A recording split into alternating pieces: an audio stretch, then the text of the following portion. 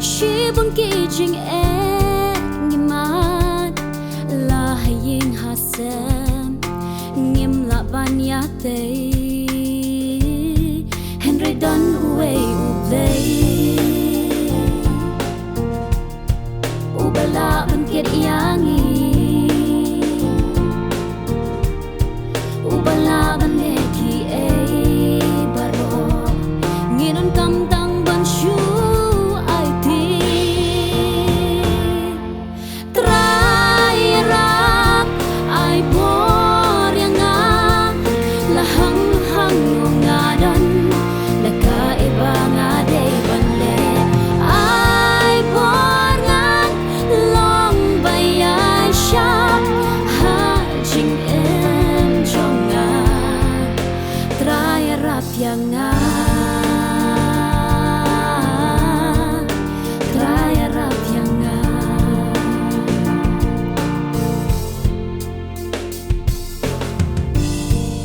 Jinglong jingem Kristan Hajing ya tu grim jongi Kam kipun bangin pendep Hajing tray ka kam ubay Syakat hong bangin ya pet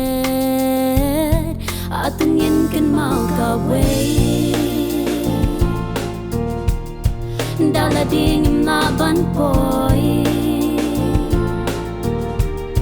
Henry don ulok bajan yangi Ngidon kam tang ban shu IT Try rap ai bor yang lahang hang ngadon laka ibang adai banle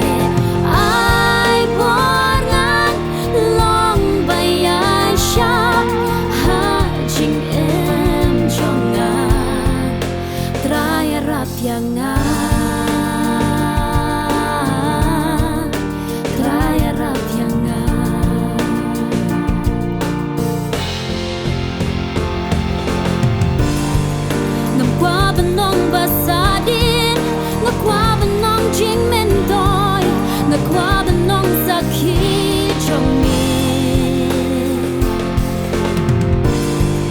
ya kerting don bor chomi nanya kan kau ya yaro la hapdeng kijing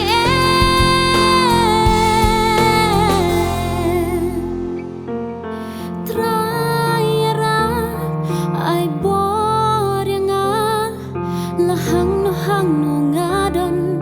laka ibang aday banle try rap ay bor nga lahang no ngadon laka ibang aday banle ay bor nga long bayay siya hajing jonga try rap yang